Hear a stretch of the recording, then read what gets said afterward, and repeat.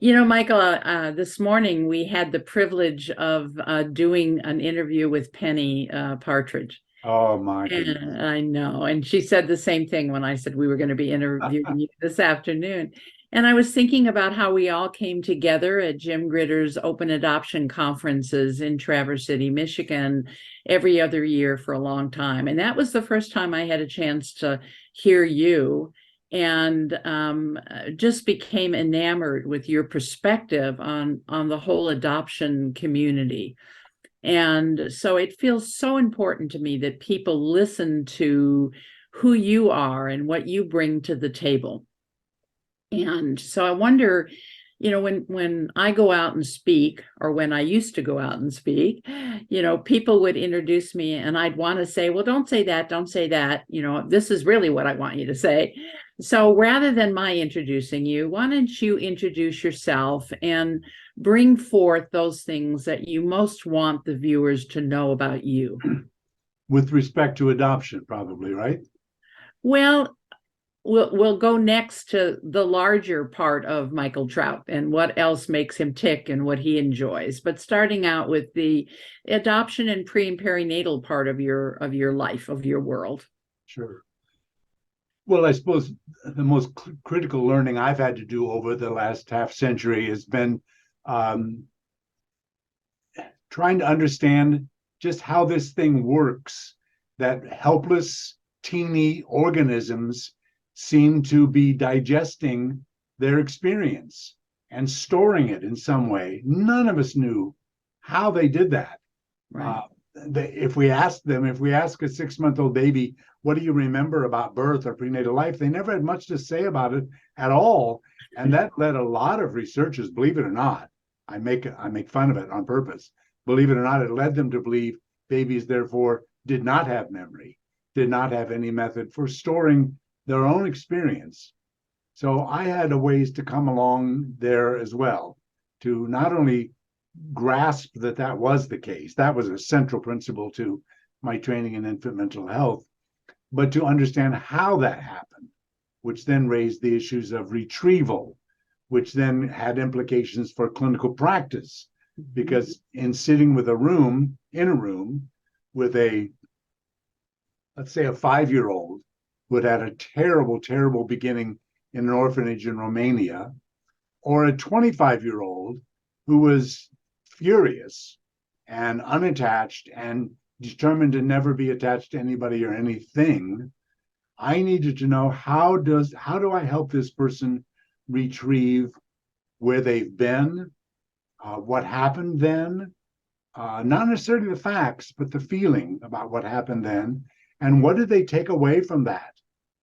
A sense of maybe only a sense of being small, of being insignificant, of being pushed to the side, of cleaving to the side. Nobody pushed me there. I just thought I should hide away because it's better that I not make a fuss. Because you know what happens when you make a fuss. You get either aborted, or if you come to birth, you get thrown away. You get sent to another adoptive home. So that's probably the biggest thing. How do we store memory, and how do we retrieve it later? With that came a huge amount of growing confidence over the years. That experience matters, of course. And so that became both a threat and a gift to adopted people that I worked with. Huh. It was really a terrible threat. Many, many, many people came into my office over the years, maybe not even revealing that they had been adopted right away, but even when they did, or when I discovered it, declining to go there at all. They were very angry that I would think it was of any importance and wanted them to talk about it. So we had to figure that part out too. But I thought it was potentially a gift, or I wouldn't have challenged people so much. I thought it would be a gift for them to know where they came from and why they are the way they are now, why they've been the way they've been, maybe with their own babies. So that was the second big thing. Ooh, those are huge.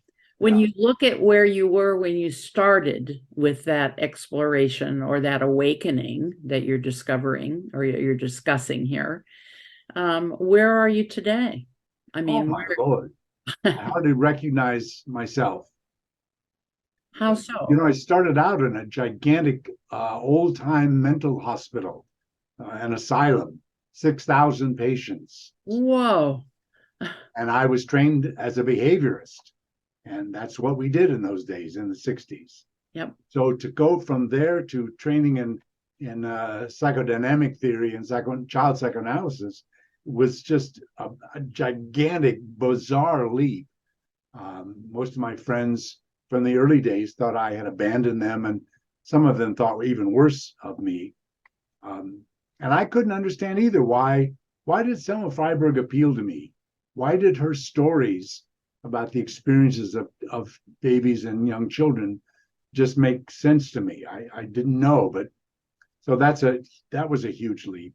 The next huge one though came about in the era during which I knew you, because it was at Traverse City that I first was challenged in my early theories, very important to my training at the time, that babies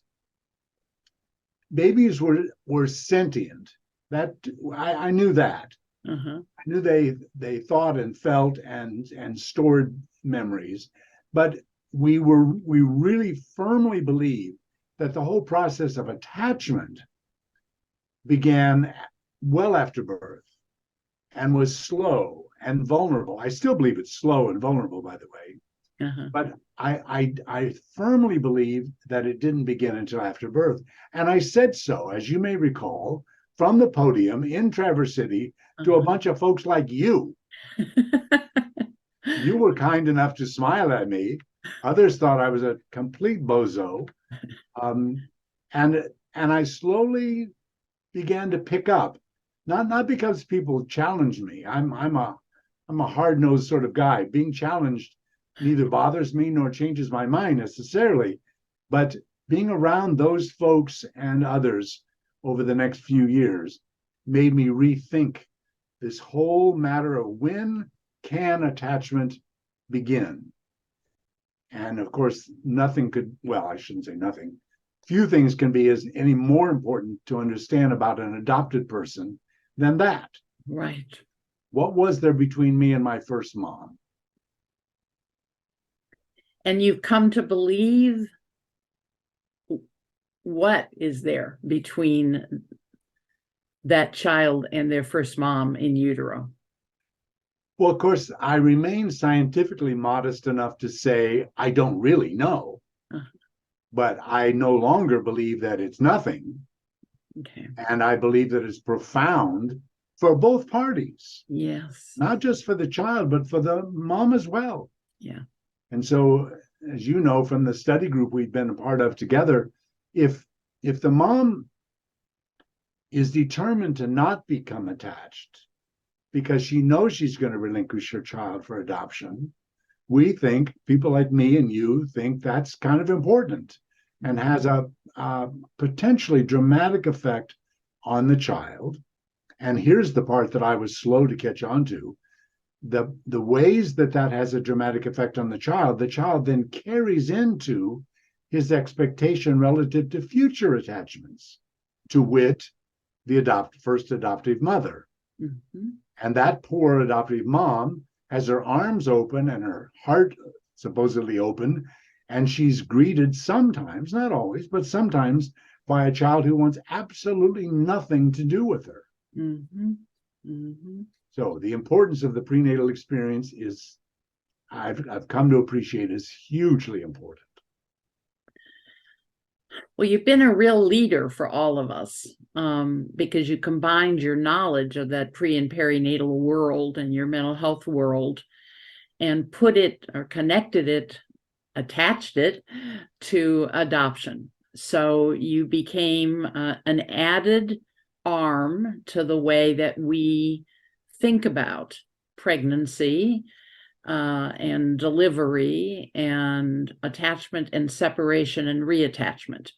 And so I want to thank you for that.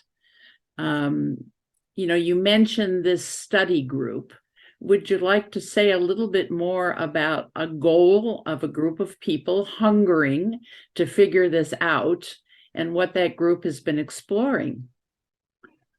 Well, yes, but I should say that our goals have been modest, to say the least.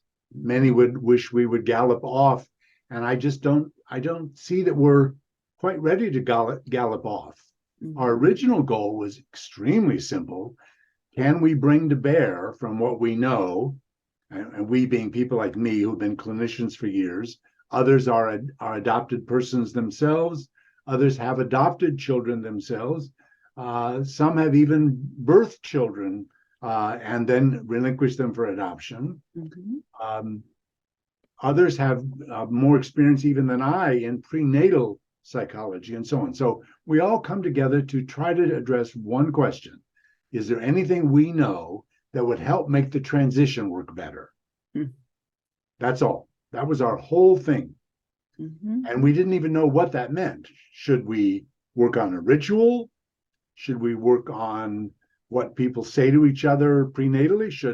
Should we enhance the adoptive mom's relationship with the birth mom?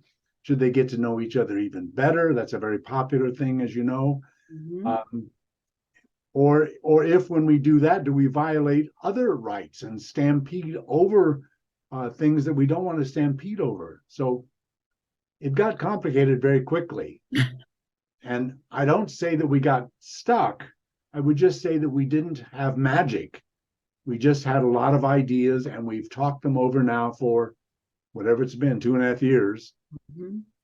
And maybe someday we'll have an idea or two. In the meantime, we've come to see that, for example, the prenatal life of a child who is being held in surrogacy is not innocuous. The prenatal life of a child who's being held in this place in preparation for going to another place is not innocuous. And we've talked that over a lot. We've done some independent research on that and brought it to each other and so on. And it feels to me like the adopted people connected to this process have such a deep investment and a personal understanding, but not always the words to express what that has meant. And I think so much of what makes this hard is, from my perspective, there is no easy answer. There is no perfect way. And that the very temperament of that in utero baby is already complicit in what occurs before and after birth and then into the arms of another family.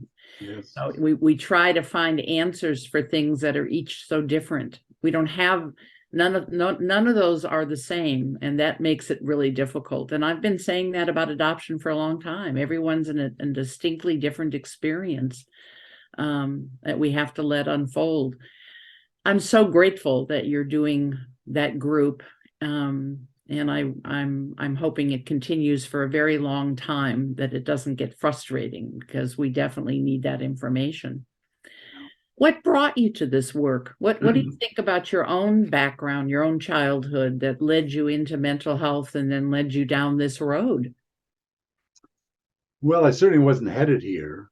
I headed to divinity school first and was a washout, not because I failed the classes, but because I didn't belong there in the first place. It was silly of me. My dad was a pastor, and I suppose I was following in his footsteps, but thought I would be a radical pastor or a radical professor, maybe something like that. But that did not work well. And I stumbled really into that huge asylum I worked at in order to do alternative service as a conscientious objector to war during the biggest years of Vietnam. And so I was washed in mental health without meaning to be. I was suddenly thrust onto wards where people had been sitting for 50 years and charged with the job of freeing them from mental illness, we would joke, but what we really meant is just somehow making it possible for them to live on the outside, maybe.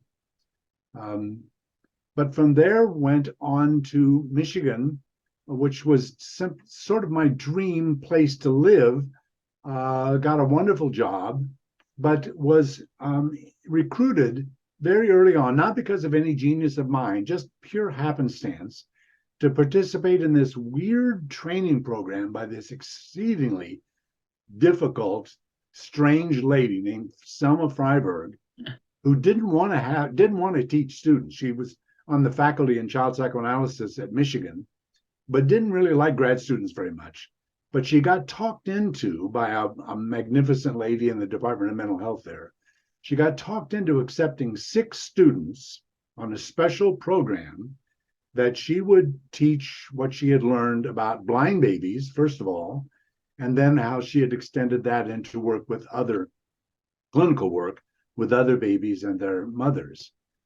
And I sat in the very first event of that and was simply captured. I mean, it was all over. Okay. Literally, there was not one moment in the, whatever it's been, 50 years now, since that first day in class that I looked back or doubted. I doubted myself. I couldn't, this was so complicated and so difficult and so wrenching. And there were moments where I tried to round up my classmates to make a little rebellion. We were sure at one point that Freiberg knew a bunch of answers that she just was not giving us about what to do out there in the trenches with difficult moms and dads and babies. And that didn't work very well, mostly because Freiberg didn't fight us on it. She just smiled and looked at us and knew that we'd discover it, and the discovery of it would make us much better clinicians than if she told us. Wow. So that's how I stumbled into it. And what brought you to the adoption piece of it? How did you end up with Jim Gritter at an open adoption conference? I don't remember how you got there. Well, I don't think it was because I reached out into the adoption world. It was more just the happenstance of clinical practice. When you become known as the baby guy in town, people bring you their babies, many of whom are adoptees, Okay. and many of whom the parents are themselves adopted, although they will declare till the end of time that doesn't matter. But they'll nonetheless show up on the doorstep of the baby guy in town. And there was usually only one, because in those days there just weren't that many people in infant mental health. So I got to know an awful lot of adopted people, an awful lot of adoptive parents, and then finally an awful lot of grown-ups who came to me even though they weren't even interested in their babies, but they were adopted people themselves. And very, very slowly, I began to discover stories and then to learn. Wow. So I can imagine that a lot of people watching this interview, Michael, would say, what's baby therapy? What does a baby person do? How do you work with babies? Well, fortunately, we don't have to worry about that question very much, because the tool we use is really the relationship with the baby's mother or father. So we never, at least some have violated this provision, but never see a baby alone. I don't even see children alone very often, or didn't when I was in practice, but always with the mother or father. And we would simply sit together and we would watch the baby, and the mother or father would react to the baby and then tell stories and then scream at the baby and then threaten the baby and then throw me out, and then I'd come back anyway. And next week, Dad would greet me on the front doorstep with a broom in his hand and tell me I better get off his porch, and so on. And with all that mess, all that mix-up, we began to make relationships. Okay. And as Selma would teach us, to the extent to which we're able to hold the mother, had it been later years, she would have said also the father, to the extent to which we're able to hold the mother, she will hold her baby. And my golly, that turned out to be true. Including, by the way, those cases in which we failed to hold the mother. We couldn't get our arms around her. Her pathology, her rage, her hurt was too great, and she would not let us in. And those mothers were often unable to hold their babies. You understand, I mean that metaphorically as well as literally. Yes, absolutely. But so glad you're saying that out loud. I've had the privilege of listening to you so often that I go where you go automatically, but I'm aware that there are people who'll be watching who may be unfamiliar with much of this. So it's important to, spell it out a bit. What else makes up Michael Trout? I mean, you're a wonderful teacher. You've got a great deal of wisdom, tremendous compassion, great curiosity. Those are words I would use to describe you. What else is important in your life? What holds you? Well, it's at least a dozen pictures floated through my mind as you asked the question. We don't have time for all of them, but certainly my grandpa came to my mind, and my grandmother, who were very different from each other and had very different effects on my life. But I really go to them in my soul and in my mind, not infrequently. Perhaps in a similar way to the way many people will go to their primary attachment figure in their mind, or to God, or to something like that that holds the base. Yes. I know what to do because of Granny. She didn't know anything about infant mental health, but she knew how to hold me, and she certainly did while I was being not held so well by very, very young alcoholic parents. Granny would hold me. Grandpa would hold me also, but in his own absolutely nonverbal, grumpy way. But he also. Okay. So they do that.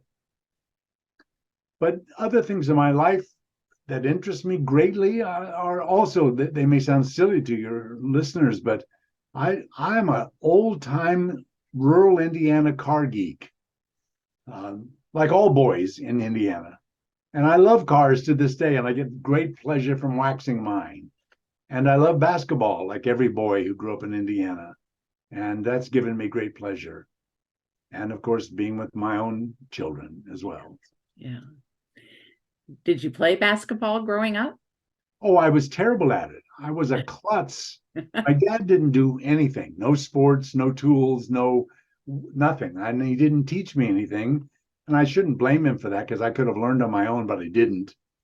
And so I loved shooting baskets and I loved playing basketball, but boy, you never want to have me on your team, because I still recall in 7th grade, we moved every year when I was young, every single year.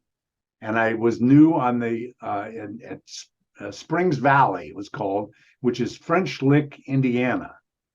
And Larry Bird had not, I don't even know if he'd been born yet, but he certainly wasn't there yet. But of all things, that school, teeny weeny little school, went to the state championship that year. So the whole town was nutso about basketball. So I walked out on the playground first day since we moved there. And the boys yelled at me, "Hey, kid, come over here." They threw me the ball and said, "Come on, play with us." So they threw me the ball. I tucked that sucker under my arm and started running toward the basket. I thought maybe that's what you were supposed to do. And of course, the entire playground of boys just were howling with laughter. So that was kind of my life. Often not fitting in very well, but for some reason not being crushed by that. Probably, again, because of Grandpa and my grandmother. Well, I thank them profoundly, because we're all blessed. We're all blessed by you. You have a lot of wisdom, and in the short time that we have, I'm curious, what things do you want people watching this to come away with? If you had pieces of wisdom that you wanted to leave, what would they be? What's important for you to say? Well, for goodness sakes, be curious. That would be number one. If you can't do anything else, be that. And if you be that as a mother or as a teacher, but also as a clinician, if you can just be that one thing, you'll probably be head and shoulders above anybody else in your profession. If you can add to that the ability to follow, to really earnestly follow another human being, a child or a friend or a patient, if you can just follow and show that you're following with your face and your eyes and your body and so on, that person may just feel seen, not just heard, but really, really heard, seen. Mm-hmm. And that I think would be, I know it is a gift to them.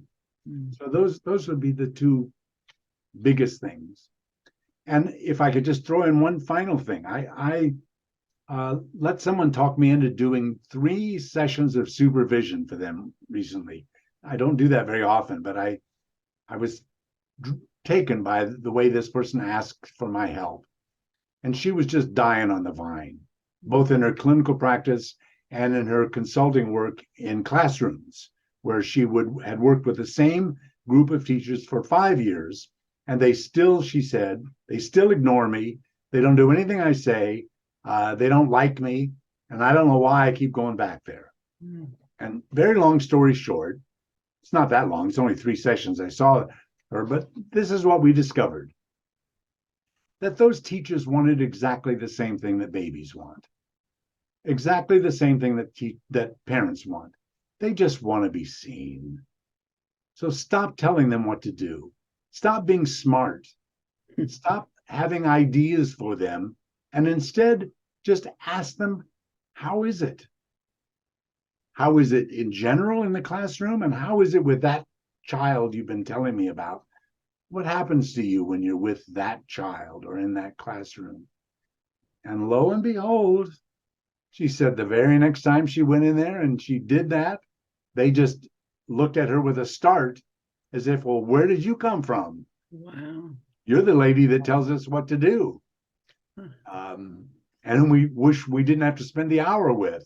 And now you're suddenly showing interest in us.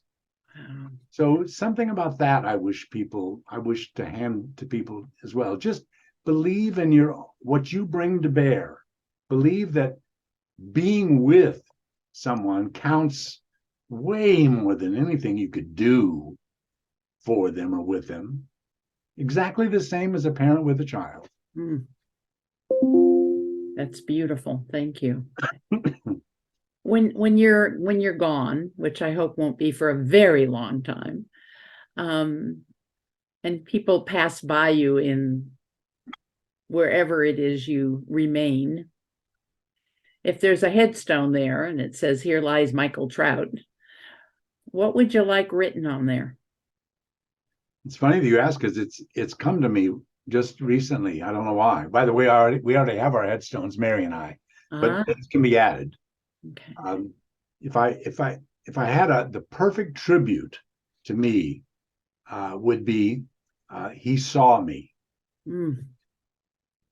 And I would want that from the lips of my boys, as well as my patients. If just a few felt that from me, I'd feel like this life was very worth living. Well, I always feel seen by you. And I always feel like it's a privilege to learn from you. And I want to thank you immensely for the time that you've given. And I wonder if you have any final thoughts. Well, the things we've said in the last few minutes have sort of been final thoughts. Okay. I would sure hope that those struggling right now, particularly those in clinical practice, as physicians or as psychologists or as adoption workers, child welfare workers, if you're not having any fun, I'd sure wish for you that you could back away long enough to figure out why. And don't do self-criticism. Don't do self-examination in the self-critical way. Just think about why. And I'm betting the reason has something to do with the fact that you lost passion and you lost belief in yourself a long time ago. Maybe you started thinking you needed to do more and know more, and maybe you don't. Maybe you need to just be more. Maybe you are enough. That will be a wonderful, wonderful thing for so many of our very tired frontline workers and parents. So many of our parents are so tired. And I those are the calls I get all the time. I'm so tired. I don't know how much longer I can do this. And so thank you. That's really lovely. You're so welcome. Have a wonderful rest of the day. And I hope that we get a chance to cross paths again soon, probably not in person, but at least on Zoom. And I still occasionally think I'd love to pop back in. Something will come up from your group meeting, and I think, oh, I have so much I want to say about that. You always did. It's a lovely, lovely gathering. Say hello to everybody for me, and say hello to Mary for me, and have a wonderful rest of the day. Okay? Thank you, Sharon. Thank you.